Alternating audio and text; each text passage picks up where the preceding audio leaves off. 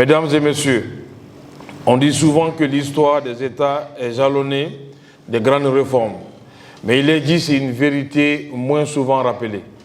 Les réformes ne changent réellement un pays que lorsqu'elles cessent d'être des textes pour devenir des pratiques. La politique de décentralisation conduite sous l'autorité de M. le ministre Ibrahima Khalil Condé traduit précisément cette ambition.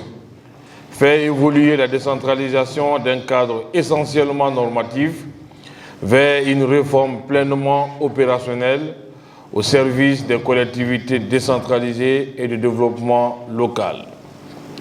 Depuis plusieurs décennies, notre pays n'a cessé d'affirmer sa volonté de rapprocher l'administration des citoyens. Les textes se sont succédés, les institutions se sont renforcées, les collectivités décentralisées ont progressivement trouvé leur place dans notre architecture institutionnelle. Le Code révisé des collectivités locales, la Constitution, les nombreuses réformes engagées par le gouvernement, puis plus récemment la lettre de politique nationale de décentralisation et de développement local, ont progressivement construit un édifice juridique particulièrement ambitieux. Autrement dit, la Guinée ne souffre pas aujourd'hui d'une absence de vision. Elle ne souffre pas davantage d'une insuffisance de fondements juridiques. Notre véritable défi est ailleurs. Notre défi est celui de l'effectivité. Car chacun ici le sait, une compétence transférée sans ressources demeure une compétence théorique. Une responsabilité sans moyens devient rapidement une source de frustration.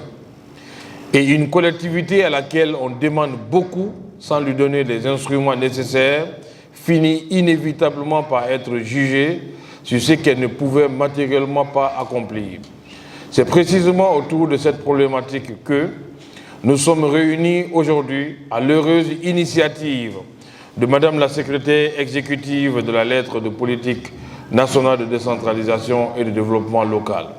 Qu'il me soit donc permis de lui rendre un hommage mérité en saluant au nom de Monsieur le ministre la qualité de son leadership, la constance de son engagement et les efforts soutenus qu'elle déploie avec l'ensemble de son équipe pour la mise en œuvre effective des objectifs de la lettre de politique nationale de décentralisation et de développement local et du renforcement de la gouvernance locale dans notre pays. Mesdames et messieurs, le thème retenu pour cette retraite est particulièrement révélateur. Accélérer le transfert effectif des compétences et des ressources aux collectivités décentralisées pour une gouvernance locale performante au service de la mise en œuvre du programme Simandou 2040. Ce thème n'est pas un simple intitulé académique.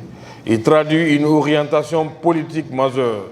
Le programme Simandou 2040 ouvre à notre pays des perspectives historiques.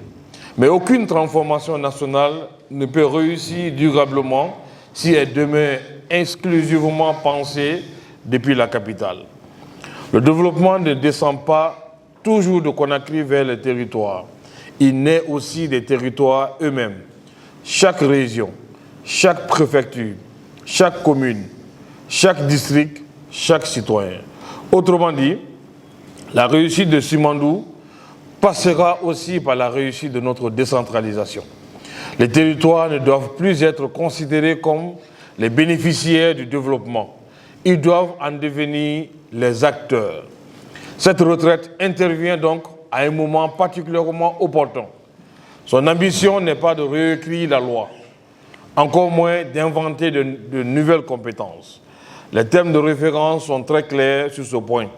Il s'agit de rechercher les conditions permettant de rendre effectifs les transferts déjà prévus par notre droit en vigueur. Autrement dit, nous ne sommes pas réunis pour produire un document supplémentaire destiné à enrichir les bibliothèques administratives.